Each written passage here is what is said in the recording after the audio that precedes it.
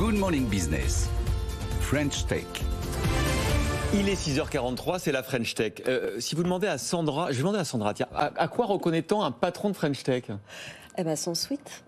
Voilà. Bien sûr. Et il a un sweat. Mais attention parce que ce sweat Circle Sportswear est en fibre de bois. Bonjour Romain Trébuil. Bonjour. C'est en bois ? C'est ça, en fait, c'est des molécules, des fibres de bois issues en fait des chutes de ce qui est fait pour fabriquer des meubles.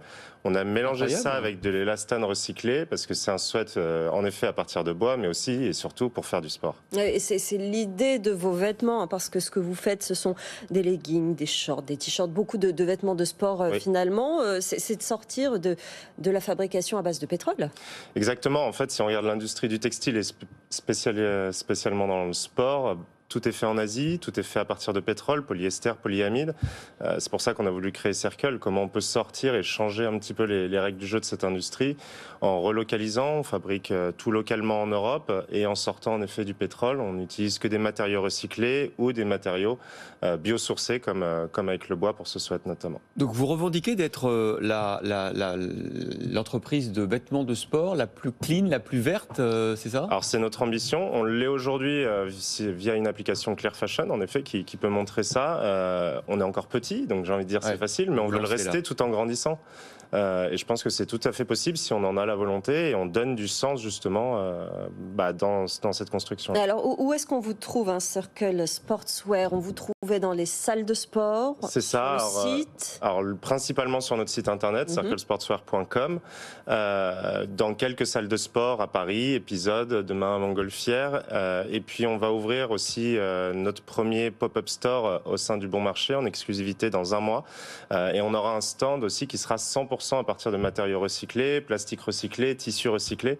Notre engagement, il va au-delà de juste les produits, mais vraiment dans l'ensemble de ce que l'on va faire. Dans la livraison aussi, j'ai vu que vous livriez jusqu'à maintenant à vélo. Est-ce que ça va être tenable après on avec essaye l'augmentation au maximum. des ventes ? Alors on le fait, on a 60% des personnes qui sont livrées à vélo, à Paris, en France et en Europe, à travers nos équipes et à travers notre communauté aussi. C'est quelque chose de super important parce que le moment que l'on passe en fait avec notre communauté est très riche et expliquer comment on fait les choses, c'est très important pour nous. Ça veut dire que ça peut être potentiellement des salariés de Circle Sportswear qui vont livrer en vélo, c'est vrai ? Déjà dans le parcours, tout nouvel arrivant, il a le droit à ces quelques livraisons parce que c'est extrêmement riche de rencontrer notre communauté. Notre communauté aime beaucoup ça aussi, c'est super important de se rencontrer. Alors vous êtes ce matin sur ce plateau parce que vous faites votre première levée de fonds, 2,5 millions d'euros. Vous êtes tout jeune, hein, vous avez vos premières ventes date d'il y a un an. Auprès de qui vous avez levé des fonds ? On a levé les fonds auprès de Family Office, comme M3, comme A.A. Sons, et puis aussi des business angels passionnés avec des grandes expériences dans la mode, dans le sport et puis dans la tech aussi. C'était aussi important d'avoir des personnes qui puissent nous accompagner dans les challenges qui arrivent. Et vous fabriquez les vêtements en Europe, vous l'avez dit, plus rien n'est fabriqué en Asie. Comment on rend une marque comme la vôtre, qui est hyper éco-responsable, rentable sur la longueur? C'est un enjeu. Il va pour nous falloir co-développer des solutions avec nos partenaires. C'est sûr que le prix n'est pas le même. On a un prix de vente où on essaye aussi de rester raisonnable et cohérent par rapport au marché. Par exemple, votre sweat en bois, là celui-là, il sera à 130 euros dans quelques mois. Il n'est pas encore disponible, mais dans quelques mois. Et puis après, l'augmentation des volumes va faire qu'on va pouvoir aussi améliorer nos marges. Et puis, il y a aussi le fait que l'industrie aujourd'hui a des marges qui sont très importante par rapport à ce qui peut être pratiqué réellement et ce qui nous permet de vivre. On a aussi, nous, une structure qui est beaucoup moins lourde que les géants du sport que l'on connaît aujourd'hui. Ça marche quand même très très compétitif, hein, le sportwear aujourd'hui. Comment on se fait un nom, comment on se fait une place? Donc déjà en se positionnant, vous l'avez dit, la marque la plus verte. Ensuite, comment on acquiert de la visibilité? Nous, on se développe déjà avec notre communauté. Je pense que le principal sujet, c'est un bon produit performant et qui dure dans le temps.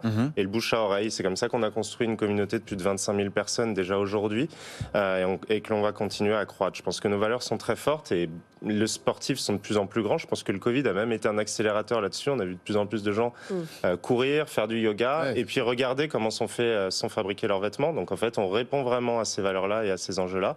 Et puis après, on va grandir à travers notre site e-commerce, à travers des revendeurs qui vont nous offrir aussi de la visibilité. Des sportifs aussi que vous allez habiller?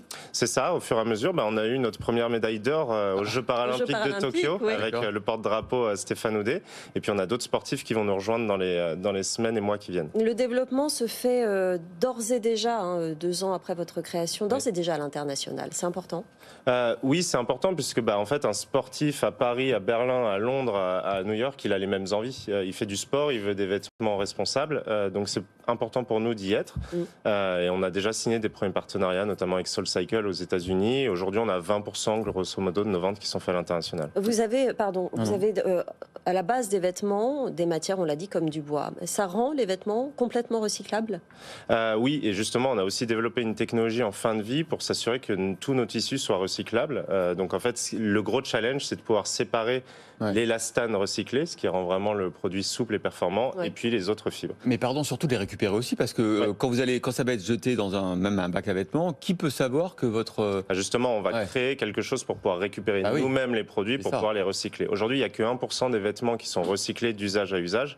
Donc nous, c'est l'enjeu en fait de pouvoir avoir des systèmes de consigne, soit via notre site internet, soit nos partenaires. C'est déjà en place ça ou pas? On va le mettre en place d'ici la deuxième partie de l'année, puisque nos produits sont encore assez neufs et déjà durables. Bon, pas encore recyclables. Voilà. Ils sont encore portés. Ils sont recyclables, mais déjà portons-les. On les porte déjà. Merci Romain Trébulle, cofondateur de Circle Sportswear, d'avoir été l'invité de la French Tech ce matin.